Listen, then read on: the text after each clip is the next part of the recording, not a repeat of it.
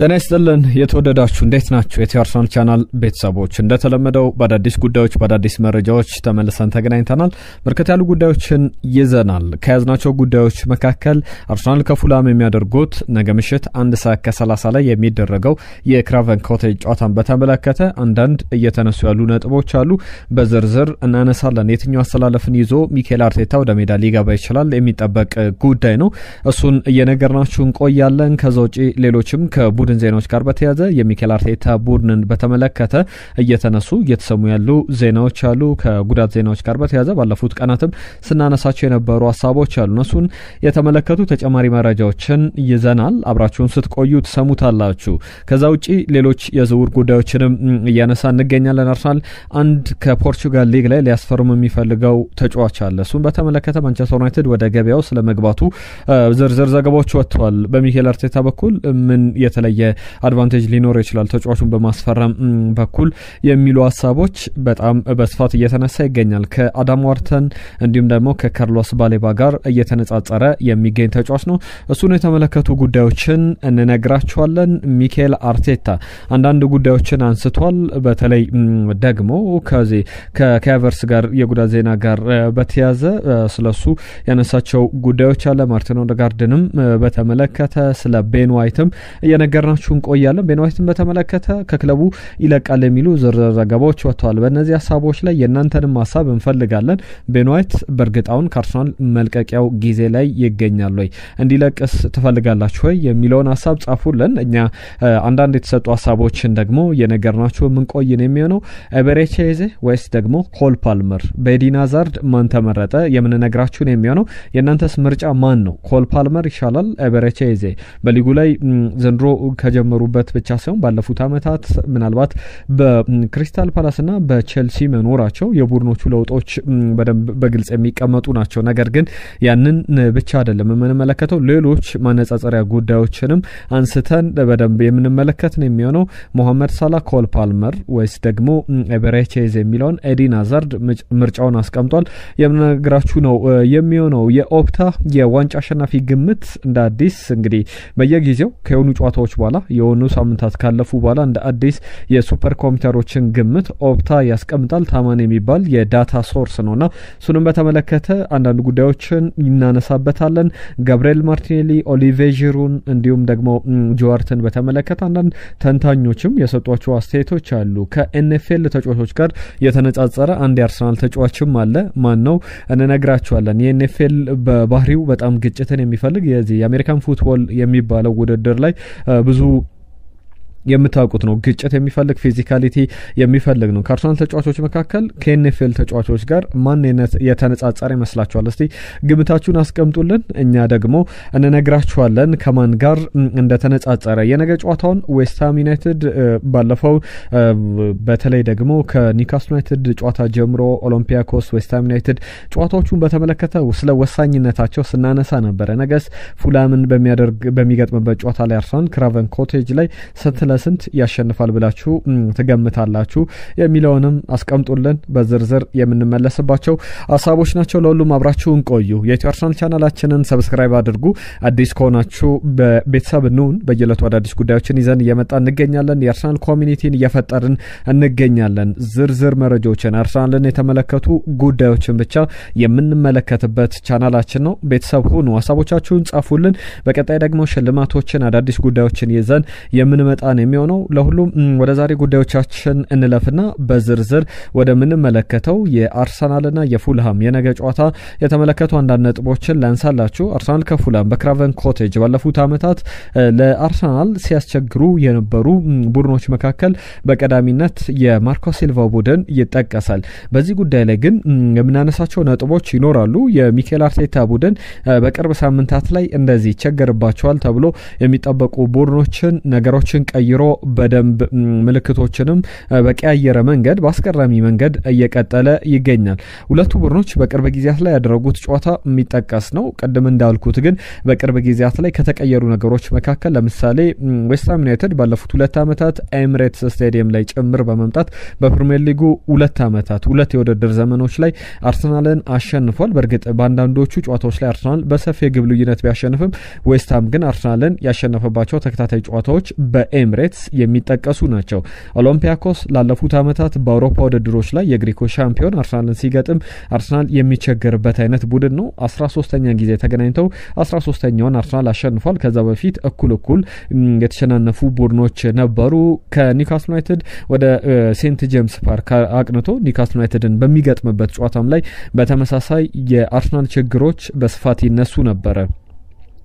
እነዚህን የጠቃቀስኳቸውን ቡድኖች የምናነሳቸው ያለ ምክንያት አይደለም። በትክክል አሁን ዌስትሃም ዩናይትድንም ኒውካስል ዩናይትድንም ኦሎምፒያኮስንም እንዳሸነፈው አርሰናል አሁን በትክክል ድል የማስመዝገብ ነጥብ የሚያዣ ጊዜው ይመስላል። ይህም ነገር ከፉላም ጋር በክራቨን ኮቴጅ በሚደረገው ጨዋታ ላይ ማሳየት ይኖርበታል። ባለፈው የውድድር ዘመን በ2024/25 የውድድር ዘመን በእንግሊዝ ፕሪሚየር ሊግ ኤሚሬትስ ላይ የተደረገውን ጨዋታ ሚኬል ሜሬኖና ቡካዮ ሳካ ባስቆጠሯቸው ግቦች 2-1 በሆነ ውጤት 94ኛው ደቂቃ ላይ ነበረ ግቡ የተቆጠረው። 2-0 መጠናቀቅ የነበረበት ጨዋታ ነበረ። 2-1 ተጠናቆ ታስታውሱታላችሁ። በክራቨን ኮቴጅ ግን የባለፈው አመት ውጤታችን አንደኛው ነጥብ ከጣልንባቸው ጨዋታዎች መካከል የሚጠቀስ ነው። ራሁል ኤሚኔዝ እንዲሁም ደግሞ ዊሊያም ሳሊባ ያቻነት ግብን ያስቆጠረው ገና የጨዋታው ጅማሮ ላይ ሂሜኔዝ አስቆጠረ።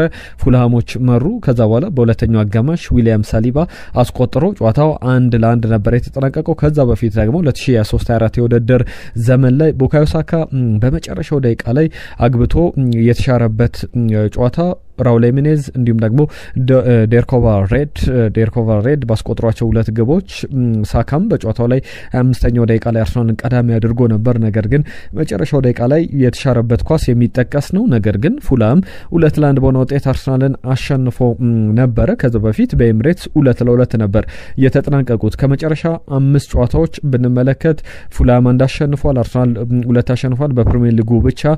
ከዛ በተጨማሪ ሁለቱም ባቸው ውጤት የተጠናቀቁ ናቸው። እነዚህ ጨዋታዎችን ግን ስንመለከት አርሰናል በተደጋጋሚ ነጥብ ከሚጠልባቸው ጨዋታዎች መካከል የሚጠቀሱ ናቸው። ከዚህ ከ5 ጨዋታዎችም መለስ ብንል በተመሳሳይ የሚጠቀሱ አርሰናል በፉላም የተሸነፈባቸው ነጥብ የጣለባቸው ጨዋታዎች በርከት ብለው ይቀመጣሉ። የማርኮ ሲልቫ ቡድን የን ያክል አስቸጋሪ ነው። ከአርሰናል ጋር በተያያዘ የለንደን ክለቦችን በተደጋጋሚ እያሸነፈ ባለፉት 18 የፕሪሚየር ሊግ ጨዋታዎች አንድ ጊዜ ብቻ ነው የተሸነፈው። እነዚህም በቅርብ ጨዋታዎች ላይ የበላይነቱን በለንደን ክለቦች ላይ ያሳየ እንደሚገኝ በደንብ በተደጋጋሚ መመልከት ይቻላል። የእግር ኳስ ተንታኞቹም እኔ ካነሷቸው ሀሳቦች ጋር የሚመሳሰሉ ተመሳሳይ ነገሮችን ያነሳሉ። እነዚህም በፕሪሚየር ሊጉ በጣም ስማቸውን የተከሉ ተንታኞች ናቸው። ክሪስ ሰተን እንዲሁም ደግሞ ፖል ሜርሰን ግምቶችን ጭምር በማስቀመጥ የሚታወቁ ናቸው። ከነሷቸው ጉዳዮች መካከል አርሰናል በተደጋጋሚ ለምሳሌ ሜርሰን ይህንን ሀሳብ ያነሳል። አርሰናል በተደጋጋሚ እንደዚህ አይነት በጣም የማይረቡ የሚመስሉ በጣም ትንንሽ ጨዋታዎችን ያሸንፋል ተብሎ በሚጠበቁ ጨዋታዎች ላይ ነጥብ እየጣለ ሲንሸራተት የዋንጫ እድሉ ላይ ነጥቦችን በመጣል እንግዲህ የዋንጫ የማሸነፍ እድሉን ሲያጠብ ነበረ።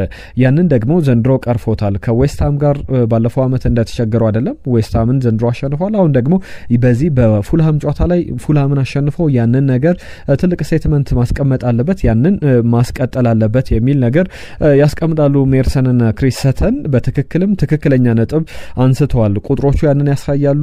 በሚኬል አርቴታ ቡድን በኩል ትልልቆቹ ቡድኖች አርሰናልን ካሸነፉ ምናልባት የዘንድሮ የሊቨርፑል ውጤት የሚጠቀስ ነው እንጂ ከአመት በላይ ተቆጥሯል። አብዛኞቹ ቶፕ 6 ላይ ያሉ ቡድኖች በሙሉ በአርሰናል የሚሸነፉ ወይም ደግሞ ባቸው ውጤት የሚጠናቀቁ ጨዋታዎች ናቸው። የበላይነትን በሚኬል አርቴታ እየተወሰደባቸው ይገኛል። ነገር ግን እነዚህ ብዙ ግምት የማይሰጣቸው በጣም አርሰናል 3 ነጥብ ያገኝባቸዋል ተብሎ የሚጠበቁ ጨዋታዎች ግን ነገር እያበላሹ የተመለከትን ነውና በጣም ትኩረት ተደርጎበት የሚደረግ ጨዋታ እንደሆነ መናገር ይቻላል። በአሰላለፍ ረገድ እነማን በሜዳ ላይ ይሰለፋሉ የሚለው የሚጠበቅ ነው። በአርሰናል በኩል እስካሁን ጥሩ ብቃት ላይ ያሉት ጋብሪኤል ማርቲኔሊ ወደ መጀመሪያ አሰላለፍ ሊመጡ ይችላሉ። በብራዚል ብሔራዊ ቡድን በኩል ግብ አስቆጥሯል ቪክተር ጊዮኬሬሽ፣ ቡካዮ ሳካ ከፊት። ከዛ ውጪ ዙቢሜንዲ ልምምድ አልሰራም፣ ለጨዋታው ግን ይደርሳል። ሙሉ ጤነኛ ሆኖ ለጨዋታው ዝግጁ ይሆናል ተብሎ ይጠበቃል። ዴክላን ራይስ፣ አበራቼ ኤዜ በአማካኝ ስፍራ ላይ፣ ተከላካይ ላይ እንደተጠበቀው ቲምበር፣ ሪካርዶ ካላፊዮሪ፣ ገብርኤል ሳሊባና በግብ ጠባቂ ቦታ ላይ ደግሞ ዳቪድ ራያ በሜዳ ላይ መጀመሪያ አሰላለፍ ቦታቸውን ይዘው ይገባሉ ተብሎ ይጠበቃል። ሚኬል አርቴታ እንደሚታወቀው በፕሪሚየር ሊጉ 10ኛው ሎንገስት ሰርቪንግ ማኔጀር ነው። ብዙ አመታትን በአንድ ክለብ የቆየ 10ኛው አሰልጣኝ እንደሆነ ይታወቃል። አርሰን ቬንገር ደግሞ የዚህ ምሳሌ ናቸው። ከምን ጊዜም አሰልጣኞች በኩል ቢነጻጸሩ ረጅም ጊዜ የቆዩት አርሰን ቬንገር ናቸው። ሰር አሌክስ ፈርጉሰን ይከተላሉ፣ እነ ፔፕ ጋርዲዮላ፣ የርገን ክሎፕ ይቀመጣሉ። ሚኬል አርቴታ ጉዞው ወደ እነዚህ አሰልጣኞች ይመስላል። እነ አርሰን ቬንገር ላይ ባይደርስ እንኳን የነ ፔፕ ጋርዲዮላን ሪካርድ ማሻሻሉ የሚቀር አይመስልም። በአርሰናል በጣም ትልቅ ዳይናስቲ ገንብቷል። ከአርሰናል ጋር በተያዘ ሌላኛው የኦፕታ ሱፐር ኮምፒውተሮች ኦፕታ በጣም ታማኒ የሚባል ዴታዎችን በማውጣት ረገድ የሚቀመጥ ነውና አሁን የፕሪሚየር ሊጉን ዋንጫ ከሞላ ጎደል 50% አርሰናል ያሸንፋል ብሎ ሱፐር ኮምፒውተሮች ገምተዋል። የኦፕታ ቁጥር 44% አርሰናል ያሸንፋል ይላል። ሊቨርፑል 31%፣ ማንቸስተር ሲቲ እና ፔፕ ጋርዲዮላ 14%። የእንግሊዝ ፕሪሚየር ሊግን የማሸነፍ ሰፊ ድል ያላቸው ቡድኖች ናቸው። ነገር ግን የአርሰናል ቁጥር ከጨዋታ ከሳምንት ሳምንት ከፍ እያለ መጥቷል። 44% ማለት አብዛኛውን እድል አርሰናል እንደተሰጠ መቁጠር እንችላለን። ያንን እየተመለከተን እንገኛለን። የናንተስ ሀሳብ ምንድን ነው? በዚህ ቁጥር ላይ አርሰናል ዘንድሮ የግድ ፕሪሚየር ሊጉን በቻምፒየንስ ሊግም ላይ ቻምፒየንስ ሊጉንም የማሸነፍ አቅም ያለው የዛን ያክል የሚቀመጥበት ደረጃ ላይ ይገኛል። እንደዚህ አይነት ሀሳብ ከሚያነሱ ተንታኞች መካከል ባለፉት ቀናት ተንታኞች ብዙ ጊዜ ከአርሰናል ተቃራኒ ሲቆሙ የምናውቃቸው ቀድሞ ተጫዋቾች ጭምር ብዙ ሀሳቦቻቸውን እየቀየሩ ይገኛሉ። ከነዚህ መካከል ዳረን ቤንት አንዱ ነው። በሰንደርላንድ በተለያዩ ክለቦች እናውቀዋለን። አርሰናል ላይ ግብ በማስቆጠር የሚታወቅ አይነት ተጫዋች ነው። ዳረን ቤንት በቅርብ ጊዜያት ላይ ከአርሰናል በተቃራኒ የሆኑ ሀሳቦችን ሲሰጥ እናውቀዋለን። አሁን ደግሞ ከአርሰናል ጋር በተያዘ ዴፊኒትሊ አርሰናል የዋንጫ ቡድን ነው። ፕሪሚየር ሊጉን ማሸነፍ ቻምፒየንስ ሊጉን ማሸነፍ የሚችል ቡድን ነው። አስገራሚ የስኳድ ዴፕዝ ያለው ቡድን እንደሆነ እየተናገረ ይገኛል። ዳረን ቤንትም ቀጣዩ ምስክር ሆኗል። ከዚህ በፊት ሌሎችን እነ ሮይ ኪንን ጨምሮ ጋሪ ኔቨል፣ ጄሚ ካራገር፣ ሪዮ ፈርዲናንድ ሌሎችንም ስናነሳ ነበር ባለፉት ሳምንታት ባለፉት ቀናት ላይ። አሁን ደግሞ ተረኛው ዳረን ቤንት ይመስላል። የጆዋርተንም ጉዳይ አነሳላችኋለሁ። ስለ አርሰናል ቡድን ግንባታ ስለ አንዳንድ ተጫዋቾችም ያነሳቸው ጉዳዮች አሉ። ከዊሊያም ሳሊባ፣ ሳካ፣ ኦዴጋርድ ጋር በተያዘ በሲዝኑ በጣም በጥሩ መንገድ ባይጀምሩም በተለይ ደግሞ የተጎዱበት መንገድ በጣም የሚያሳስብ ቢሆንም እነሱን የሞላበት መንገድ አርሰናል በየቦታው ላይ ሁለት ተጫዋቾች ያሉት ቡድን ነው። በጣም አስገራሚ ስብስብ ያለው ቡድን እንደሆነ ዳረን ቤንት እየተናገረ ይገኛል። በእርግጥ ያንን በትክክል መናገር ይቻላል። አርሰናል ለምሳሌ በውድድር አመቱ የሚገርም ዲፌንሲቭ ሪካርድ ያለው ሊጉን በአስገራሚ ሁኔታ ከጀመረባቸው አመታት መካከል 4 የውድድር ዘመኖች ይጠቀሳሉ። ምርጡ የሚባሉት ሁለቱ ደግሞ አንደኛው 1998-99 የውድድር ዘመን ነው። አሁን ደግሞ የ2025-26 የውድድር ዘመን በዚህ ደረጃ በ7 ጨዋታዎች 3 ግቦችን ብቻ አስተናግዶ የጀመረበት ነው። ከዛ በፊት 2006-2007 በኒኮሎ ሀቢብ ቱሬ እየተመራ የተከላካይ ስፍራው 4 ግቦችን አስተናግዶ ነበር። 95-96 የውድድር ዘመንም በተመሳሳይ ጄቪሲ የሚለው የአርሰናል ማሊያ በሚለበስ ወቅት 4 ግቦች ብቻ ያስተናገደበት አመት የሚጠቀስ ነው። ለሁሉም እነዚህ ቁጥሮች የምናነሳቸው ስለ አርሰናል ብዙ ስለሚነግሩን ነው። ቁጥሮች አንዳንድ ጊዜ አዋሹም ይባላልና በትክክልም አስገራሚ ቁጥሮችን እየተመለከተን እንገኛለን። ወደፊትም የበለጠ የሚሻሻል ቡድን እናያለን። የአርሰናልና የዌስትሃምን የፉልሃምን ጨዋታ ነገ ምሽት 1:30 ላይ ይደረጋል። ነገም በዝርዝር ጨዋታውን በተመለከተ አዳዲስ ሀሳቦችን የጨዋታው አቀራረብን በተመለከተ ዝርዝር ጉዳዮችን ይዘን እንመለሳለን። እናንተ ግን ግምቶቻችሁን አስቀምጡልን።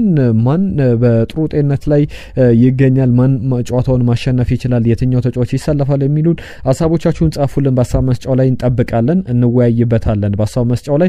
ከዛ ውጪ ማርቲን ኦዴጋርድ፣ ማርቲን ዙቢሜንዲ ትናንትና ልምድ አልሰሩም። ከዛ ውጪ ሌሎቹ ተጫዋቾች በሙሉ ወደ ልምምድ መጥተዋል። ክሪስቲያን ሞስኬራ፣ ጋብሪኤል ማርቲኔሊ፣ ፒየሮ ኢንካፔ፣ ማክስ ዳውማን፣ ኤታን ንዋኔሪን የመሳሰሉ ተጫዋቾች በትናንትናው ዕለት በዛሬው ልምድ ላይ በአርሰናል ቤት ተገኝተው ልምዳቸውን ሲያከናውኑ ተመልክተናል። የማርቲን ዙቢሜንዲ ግን ሚኬል አርቴታ ማረጋገጫ የሚሰጥበት ጉዳይ ነው። ወደ ልምምድ ይመለሳል። በጥሩ ጤንነት ላይ እንደሚገኝ የሚጠበቅ አይነት ተጫዋች ነው። ከዛ ውጪ አንዳንድ ጉዳዮችን ላንሳላችሁ። ከዚሁ ከሚኬል አርቴታ ጋር በተያዘ የሚነሱ ሀሳቦች አሉ። ሚኬል አርቴታ በጋዜጣዊ መግለጫ ላይ ያነሳቸው ጉዳዮች አሉ። ስለ ካይ ሃቨርትዝ በጣም ቶሎ ሪከቨር ስለማድረግ ትናንትና አንዳንድ ሀሳቦችን ሳነሳላችሁ ነበር። ብዙ አሁንም የሪሃብ ስራዎች ይጠበቃሉ። ነገር ግን በጣም በጥንካሬ እየሰራ ይገኛል። ሁል ጊዜ ብሬክ የሚያደርግ ታይም ላይኖችን የተቀመጡ ታይም ላይኖችን ለምሳሌ መጋቢት ላይ ይመለሳል ቢባል ከዛ አስቀድሞ ከመጋቢት አስቀድሞ የሚመለስ ኦክቶበር ላይ ይመለሳል ሲባል ሴፕቴምበር ላይ የሚመለስ ጥቅምት ላይ ሲባል መስከረም ላይ የሚመለስ አይነት ተጫዋች ነው በሚል ሚኬል አርቴታ ምስክርነቱን ሰጥቶለታል። ነገር ግን አሁንም ቢሆን ጥንቃቄ እንወስድለታለን ለረጅም ጊዜ እንዳይጎዳብን። ነገር ግን በጣም በጥሩ የማገገም ሂደት ላይ ይገኛል። በቅርብ ሳምንታት ካይ ሃቨርትዝን በሜዳ ላይ ትመለከቱታላችሁ የሚል ሀሳብ አንስቷል። ትናንትና ካነሳነው ሀሳብ ጋር የሚደግፍ ሀሳብ ነው ሚኬል አርቴታ የተናገረው። በእርግጥም በጥሩ መንገድ የሚነሳ ለአርሰናልም የሚበረታታ አይነት ነው። ከማርቲን ኦዴጋርድ ጋር በተያዘ ትክክለኛ ታይም ላይን አላስቀመጥንም በዚህ ቀን ይመለሳል ብለን፣ ነገር ግን ሳምንታትን ያስቆጥራል። በጥሩ ጤንነት በሳምንታት እድሜ ውስጥ ይመለሳል የሚል ነገር ሚኬል አርቴታ አንስቷል። በጋዜጣዊ መግለጫው ጋር ከጉዳት ዜናዎች ጋር በተያዘ ያነሳቸው ዝርዝር ሀሳቦች ናቸው። ለሁሉም እነዚህ ጉዳዮች ይነሳሉ። ሌሎች ጉዳዮችን ላንሳ። ከጨዋታው ወጣ ብዬ የዝውውር ጉዳዮችን ልንገራችሁና ከአርሰናል ሊለቅ ስለሚችል አንድ ተጫዋች ላንሳ። ቤንያሚን ዋይትን በተመለከተ አንዳንድ ብዙሃን መገናኛዎች ዛሬ በወጡ ዘገባ መሰረት ካሰላለፍ እየራቀ የመጣው በጁሪን ቲምበር ቦታ የተወሰደበት ከዛ በተጨማሪ ጉዳትን በመጠኑም እያስቸገሩት የሚገኘውን ቤን ዋይትን በተመለከተ እየተነሱ ያሉ ጉዳዮች አሉ። በጥር የዝውውር መስኮት ወይም በክረምቱ ከአርሰናል ሊለቅ ይችላል። ሚኬል አርቴታም ከሰሞኑ ናትናኤል ብራውንን ከአይንትራክ ፍራንክፈርት መፈለጉ ተጫዋቹ የሚለቅበት እድል እንዳለ የሚያሳይ ነው የሚሉ ሀሳቦች ወጥቷል። እናንተስ ግን በዚህ ጉዳይ ላይ ምን ታስባላችሁ? በተለይ በማውሬት ስር ገጾች ላይ አንዳንድ ሲዘዋወሩ ሲንሸራሸሩ የነበሩ ሀሳቦችን ተመልክቻለሁ። ቤን ዋይትን በተመለከተ እንደዚህ አይነት ዘገባዎች ጭራሽ መሰራት የለባቸውም የሚሉ የአርሰናል ደጋፊዎችን ተመልክቻለሁ። በተለይ እንደዚህ አይነት ዘገባዎችን ይዘው የወጡ ብዙሃን መገናኛዎችን የሚቃወሙ የአርሰናል ደጋፊዎችን ተመልክቻለሁ። በጣም የዋሪየር ስፒሪት ያለው የተዋጊ ልበ ሙሉ አይነት ተጫዋች ነው። ሁሉን ነገር በሜዳ ላይ የሚሰጥ በመከላከል በማጥቃት ለአርሰናል የዚህ የዳርክ አርት ኤጅ ላይ ዳርክ አርትን በደንብ ከሚተገብሩ ተጫዋቾች መካከል የሚኬል አርቴታ ቁልፍ መሳሪያ የነበረ ተጫዋች ነው።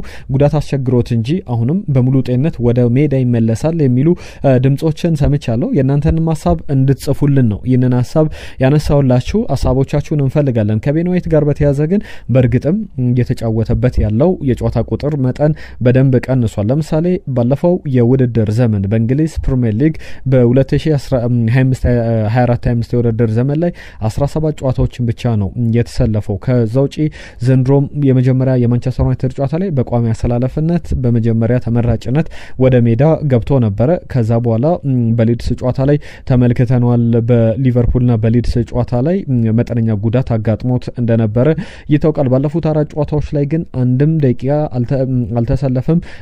ሚኬል አርቴታም ወደ ሜዳ ሳያስገባው ጨዋታው እየተጠናቀቀ እየተመለከተ እንገኛለን። ነገር ግን የትኛውን ክለብ ሊቀላቀል ይችላል የሚለው የሚጠበቅ ጉዳይ ነው። አርሰናልን የሚለቀው ነው። 2021 ላይ ነበር የመጣው። የአርሰናል ቡድን ግንባታ ቤዝ ከነበሩ መሰረት ከነበሩ ተጫዋቾች መካከል አንዱ ነው። ከብራይተን ነበረ በ58.5 ሚሊዮን ዩሮ የመጣው። በወቅቱ በተመሳሳይ የዝውውር መስኮት ማንቸስተር ዩናይትድ ራፋኤል ቫራንን ያስፈረመበት ወቅት ነበርና እንዴት ራፋኤል ቫራን እያለ ለቤን ዋይት ሁሉ ይከፈላል ተብሎ ነበር። ግልጋሎታችሁን እናንተ መመስከር ትችላላችሁ። ቤን ዋይት ምን አገለገለ፣ ራፋኤል ቫራንስ ምን አገለገለ፣ ምን አበረከተ? በሁለቱም ቡድኖች መካከል በደንብ ቁጥሮችም የተጫዋቾቹንም የባለፉት አመታት ሂደት ምናልባት ቤን ዋይት ባለፈው አመት ዘንድሮም ብዙ አላገለገለም እንጂ ከዛ በፊት በነበሩት አመታት ላይ ድንቅ እንደነበረ መናገር ይቻላል። ከዝውውሮች ጋር በተያዘ የአርሰናልን ጉዳይ ልጨምርና በተለይ ባለፉት ቀናት የነ ኬፕረን ቱራም ጉዳይ ሲነሳ ነበር። ሌላኛው በአማካኝ ስፍራ ላይ አርሰናልን ሊቀላቀል ይችላል ከፖርቶ። አርሰናል ምናልባት ፋቪዮ ቬራን አስፈርሞ ያልሳካ ዝውውር ነበር። የፋቪዮ ቬራን ያልሳካ ዝውውር በሌላ አዲስ ዝውውር ሊተካ መንገዱንም ሊያስተካክል ይችላል ሲባል ነበር። ቪክተር ቭሮልቶልድ ይባላል የዳኒሻዊ ተጫዋች በአማካኝ ስፍራ ተጫዋች ላይ ከሰሞኑ የጎልደን ቦይ ተጫዋቾች እጩዎች ይፋ ሲደረጉ እነ ኤታን ንዋኔሪ፣ ሉዊስ ስኬሊ በአርሰናል በኩል ነበሩ። ይህንንም ቪክተር የተባለ የፖርቶ የአማካኝ ስፍራ ተጫዋች በዚህ ዝርዝር ውስጥ ተመልክተናል። በእርግጥ ማንቸስተር ዩናይትድም የተጫዋቹ ፈላጊ ሆነው ብቅ ብሏል። አዳም ዋርተን እንዲሁም ደግሞ ካርሎስ ባሌባ በእነሱ ደረጃ ያለ ፕሮፋይል ያለው ተጫዋች ነው ይባላታል። አርሰናል የዚህን ተጫዋች ዝውውር ግን ከማንቸስተር ዩናይትድ ጋር ተፎካክሮ ለማስፈረም ጥረት እያደረገ ይገኛል የሚሉ ዘገባዎች ወጥቷል። ከሰሞኑ ብዙ ምስክርነት እየተሰጠበት የሚገኘው ተጫዋች ቢኖር የማክስ ዳውማን ጉዳይ ነው። ክርስቲያን ሞስኬራ ማክስ ዳውማን ማለት ላሚን ያማል እንደማለት ነው። በዛ ደረጃ ጥሩ ካሊብር ያለው ጥሩ አቅም ያለው ተጫዋች ነው ብሎ ክርስቲያን ሞስኬራ ሲገልጸው ነበር። አሁን ደግሞ ጋብሪኤል ማጋሌሽ አንድ ጥያቄ ተጠይቆ ነበረ።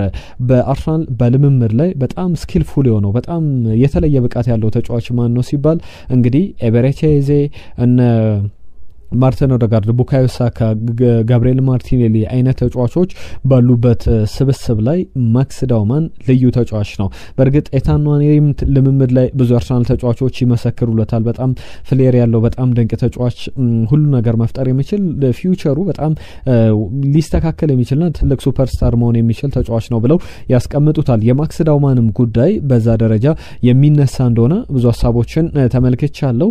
አይ ኔቨር ሲን ሰምቲንግ ላይክ ዛት ይላል ጋብሪኤል ማጋሌሽ። እንደዚህ አይነት ነገር ተመልክቼ አላቅም። ማክስ ዳውማን ኢዝ ጀስት ፋንታስቲክ በጣም የተለየ ተጫዋች ነው ይላል። የማይታመን ነው። ገና 15 ዓመቱ መሆኑ ደግሞ የበለጠ የብደት ይመስላል ስለሱ ስናወራ በሚል ያነሳል። በእርግጥም ምስክርነቶች በዛ ደረጃ የሚቀመጡ ናቸው። ሚኬል አርቴታ በልምድ ላይ ከእንግሊዝ ከ19 ዓመት በታች ብሔራዊ ቡድን ጨዋታዎች በኋላ ተመልሷል። የሚኬል አርቴታን ቡድን ተቀላቅሎ በቀጣይ ጨዋታዎች ላይ ደግሞ እንመለከተዋለን። ሌላ ምስክርነትን ላንሳ ከአርሰናል ተጫዋቾች ጋር በተያዘ ጉልበትን አቅምን ከሚፈታተኑ እናንተም ግምታችሁን አስቀምጡ ስል ነበረ። የኤንኤፍኤል የአሜሪካን ፉትቦል ተጫዋቾች ጋር የሚነጻጸር ነው የሚባል ተጫዋች አለ ተብሏል። ብዙዎቻችሁ ጋብሪኤል ማጋሌሽ ብላችሁ ልትገምቱ ትችላላችሁ። ነገር ግን በሪካርዶ ካላፊዮሪ እንደ ኤንኤፍኤል ተጫዋች የተቆጠረው ሪካርዶ ካላፊዮሪ የተጫዋች ብሎ የኤንኤፍኤል ተጫዋች ይመስለኛል። በጣም ሂዝ ቤስት በጣም አውሬ ነው። ደመነፍሱ በጣም አስገራሚ ነው። ፊዚካሊቲው ጥንካሬው የሚገርም ነው ብሎ የሚገልጸው ተጫዋች ጁሪን ቲምበር ነው። ጁሪን ቲምበር በእርግጥ ብዙ ሙገሳዎች እየመጡለት ይገኛሉ። በ2024/25 የውድድር ዘመን በጣም ከታዩ ምርጥ ተጫዋቾች መካከል አንዱ ነው። ዘንድሮ በአዲስ የውድድር ዘመን ደግሞ ከአውሮፓ ካሉ ምርጥ የመስመር ተጫዋቾች መካከል በቀዳሚነት የሚጠቀስ ነው በሚል ብዙዎች ያስቀምጡታል። ጁሪን ቲምበር የኤንኤፍኤል ተጫዋች ይመስለኛል። በጣም ጥንካሬው አስገራሚ ነው በሚል ሌላኛው ድንቅ ተጫዋች ሪካርዶ ካላፊዮሪ ምስክርነቱን ሰጥቶለታል። ጆዋርት ጋር በተያዘ ሚኬል አርቴታ ከወሰናቸው ውሳኔዎች መካከል የማደንቀው ብሎ አንድ ውሳኔን ያስቀምጣል። እሱም ዳቪድ ራያን ያመጣበት መንገድና በተለይ ደግሞ በአርሰናል ቤት ጥሩ የጀመረውን አሮን ራምስዴልን በዳቪድ ራያ የተካበት መንገድ ብዙዎችን ቅር ሊያሰኝ ይችላል። ምክንያቱም የዚህ አሮን ራምስዴል ጉዳይ አንድም እንግሊዛዊ ነው። ከዛ በተጨማሪ ከደጋፊዎች ጋር ፈጥሮት የነበረው ቦንድ በጣም አስገራሚ ነው። ነገር ግን ዳቪድ ራያ ደግሞ ምን አይነት ግብ ጠባቂ እንደሆነ በአመታት ወደ አርሰናል ከመጣ በኋላ ብሬንትፎርድ ለቆ በደንብ ተመልክተናል። በጣም ትልቅ ተጫዋች ነው። ትልቅ አዲሽን ነው ለአርሰናል። ለዋንጫ ከሚያስፈልጉ መስፈርቶች መካከል እንደ ዳቪድ ራያ አይነት ግብ ጠባቂዎች አንዱ ነው ብሎ በግብ ጠባቂ ደረጃ በፕሪሚየር ሊጉ ልምድ ያለው የዋንጫ አሸናፊነት በፕሪሚየር ሊጉ ላይ በቅርብ አመታት ምናልባት በእግሩ በመጫወት ትልቅ የክሎት ችግር አለበት ቢባልም በሾት ስቶፒንጉ ግን በጣም አስገራሚ ነው የሚባልለት ከእንግሊዛውያን የቅርብ ጊዜ ከዋክብት መካከል አንዱ ጆዋርት አንደኛው ነውና ስለ ዳቪድ ራያ ምስክርነቱን ሰጥቶለታል።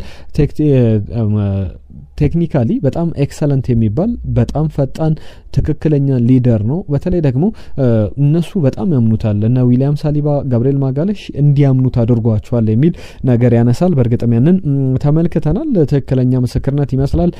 ከዛ ውጪ ጋብሪኤል ማርቲኔሊ ሚኬል አርቴታን በየጨዋታው በተለይ ደግሞ እድል ባልተሰጠኝ ቁጥር ሄጃ እናግረዋለሁ፣ ያንተ ተራ ያንተ ጊዜ ያንተ እድል ይመጣል፣ ያኔ መጠቀም ነው ብሎ በየቢሮ በሄድኩበት ጊዜ ባናገርኩበት ጊዜ ይነግረኛል። ዘንድሮ የተሰጠኝን እድል በአግባቡ በመጠቀሜ በጣም ደስተኛ ነኝ ይላል። በብራዚል ብሔራዊ ቡድንም ያንን እድል አግኝቶ ግብ አስቆጥሯል። በአርሰናልም በኩል በጣም ጥሩ ጅማሮ አድርገዋል።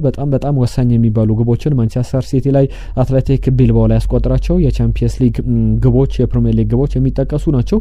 ከቻምፒየንስ ሊግ ጋር በተያያዘ ዘንድሮ አርሰናል ሁሌ ሲታሰብ አራተኛ እየተባለ መታሰብ የለበትም። አሁን ጊዜው የዋንጫ ነው። ቻምፒየንስ ሊጉንም ፕሪሚየር ሊጉንም የማሸነፊያ ጊዜ ለአርሰናል ደጋፊዎችም የሚገባቸውን ዋንጫ የማበርከቻው ጊዜ ነው በሚል እየተናገረ ይገኛል ጋብሪኤል ማርቲኔሊ። በትክክልም ትክክለኛ ሀሳብ ይመስላል። ከኦሊቬ ዢሩ ጋር በተያያዘ አንድ ጉዳይ ላንሳላችሁ። ኦሊቬ ዢሩን በተመለከተ በአርሰናል ተጫውቶ ጥሩ ብቃትን አሳይቷል። ካነሳቸው ጉዳዮች መካከል ኦሊቬ ዢሩ የኔ ቤስት ኬረር በተጫዋችነቴ ካስቆጠርኳቸው ግቦች መካከል ቤስት የምለውን መርጣለሁ ብሎ ሲመርጥ ተመልክተናል። ካነሳቸው ጉዳዮች መካከል በዝርዝር እኔ ሾማን አይደለሁም፣ በዚህ በጣም ትሪቶችን የማበዛ ተጫዋች አይደለሁም፣ ወይም እንደ ኔይማር ጂኒየስ ማጂሽያን ደጋፊዎችን ድሪብል አድርጌ የማስደስት አይነት ተጫዋች አይደለሁም።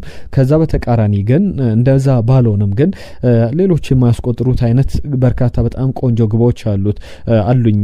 ክራውዱን ደጋፊዎችን አፋቸውን የሚያስይዙ የዚህ የስኮርፒዮን ግቡን ክሪስታል ፓላስ ላይ ያስቆጥራት በዚህ የስኮርፒዮን ግብ አለች፣ በጣም አስገራሚ ግብ። እሱን የኔ የምን ጊዜም ምርጥ ግብ ነው በሚል ያስቀምጧል።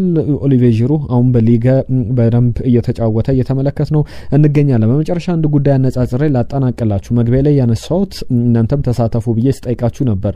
ኤዲን ሃዛርድ በፕሪሚየር ሊጉ ላይ ሞሐመድ ሳላን፣ ኮል ፓልመርን እንዲሁም ደግሞ ኤበሬቼዜን በአንዳንድ ነገሮች እያነጻጸረ ሀሳቡን ሰጥቷል።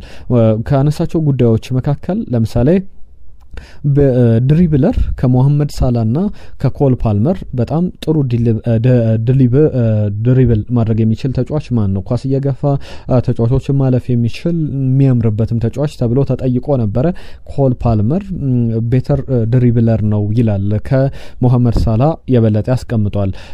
ድሪብልን በተመለከተ ግን ኤዜንና በተለይ ደግሞ ኮል ፓልመርን ፊል ፎደንን በተመለከተ በሚጠየቅበት ሰዓት ላይ ኤዜ ከፊል ፎደን በጣም የተሻለው ድሪብለር ነው ብሎ ያስቀምጧል። እንግዲህ ኤዜ በጣም ጥሩ ድሪብለር እንደሆነ በደንብ በፕሪሚየር ሊጉ ላይ እያሳየ ይገኛል። ይህንንም በተመለከተ ኤዲን ሃዛርድ ይህንን ምስክርነት ሰጥቶለታል። ለሁሉም እነዚህን ጉዳዮች አነሳን። የተወደዳችሁ አብራችሁን ስለነበራችሁ ከልብ እናመሰግናለን። የኢትዮ አርሰናል ቻናላችንን ሰብስክራይብ አድርጉ፣ ቤተሰቡ ነው። በየዕለቱ አዳዲስ ጉዳዮችን ይዘን እንመጣለን። ጤና ይስጥልን።